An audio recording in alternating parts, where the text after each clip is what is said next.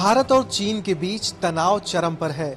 चीन का सरकारी अखबार ग्लोबल टाइम्स लगातार भारत पर अलग अलग धमकियों के जरिए दबाव बनाने की कोशिशें कर रहा है। ऐसा लगता है कि सिक्किम के पास डोकलाम इलाके में भारत और चीन के बीच जो तल्खी बढ़ी है, अगर उसका जल्द ही कोई कूटनीतिक समाधान नहीं निकाला गया तो स्थिति काफी गंभीर हो सकती है। माना जा रहा था कि G20 बैठक में चीन के राष्ट्रपति शी चिनफिंग और भारतीय प्रधानमंत्री नरेंद्र मोदी के बीच मुलाकात होगी, लेकिन अब इसे चीन ने रद्द कर दिया है। भारत और चीन में बिगड़ी हुई स्थिति के बीच ग्लोबल टाइम्स कभी 1962 की लड़ाई का जिक्र कर भारत को इतिहास से सबक लेने की बात कर रहा है, तो कभी उससे भी ज्यादा बुरा हाल करने की धमकी दे रहा है। अब ग्लोबल टाइम्स ने चीन को नया पैतरा अपनाने और 2003 के स्टैंड पर फिर से विचार करने को कहा है। चीनी अखबार ने लिखा है कि हालांकि 2003 में चीन ने सिक्किम को भारत का हिस्सा मान लिया था, लेकिन उसे अपने इस रुख पर फिर से विचार करने की जरूरत है। चीनी लोगों में भी सिक्किम को समर्थन देने को लेकर आवाज है। ऐसे में उस आवाज को फैलाकर सिक्किम को भारत से मुक्ति के लिए हवा देनी चाहिए। ग्लोबल टाइम्स ने आगे लिखा है कि भारत ने पहले दलाई लामा का कार्ड खेलकर चीन को परेशान करने की कोशिशें की, लेकिन अगर बीजिंग भारत के ऐसे संवेदनशील मुद्दे को छूता है तो ये नई दिल्ली के साथ डील करने में उसके लिए महत्वपूर्ण हथियार होगा।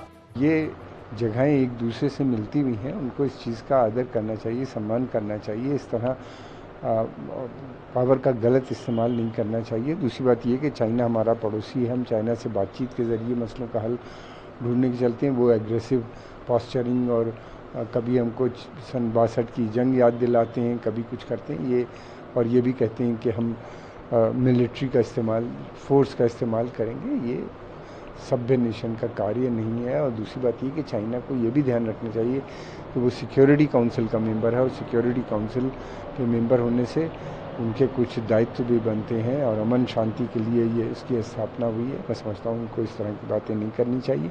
ये क्लेम करने के लिए एरिया हमारा, पर ये एरिया चाइनीज़ का नहीं है। पर इस दफ़े मसला थोड़ा और टेंशन बढ़ती चली जा रही है। आगे देखने से ही पता चलेगा कि इसके ऊपर फैसला होता है चाइनीज़ और भारत का। पर भारत को बिल्कुल अडग रहना चाहिए। ये एक पॉलिसी है कि इस तरह से यदि चाइनीज़ दबाते रहेंगे और भारत दबता रहेगा तो ये दूसरे एरिया में चाइनीज़ इसी तरह की हरकत करते रहेंगे। चीन के संबंध आज सिर्फ भारत ही नहीं बल्कि कई और देशों के साथ भी बेहद खराब हैं। दक्षिण चीन सागर के मसले पर जिस तरह से उसने पिछले दिनों फिलीपींस, वियतनाम समेत और कई देशों को अपना दुश्मन बना लिया है, ऐसे में भारत के खिलाफ किसी भी तरह की सैन्य कार्रवाई करना चीन के लिए इतना आसान नहीं है।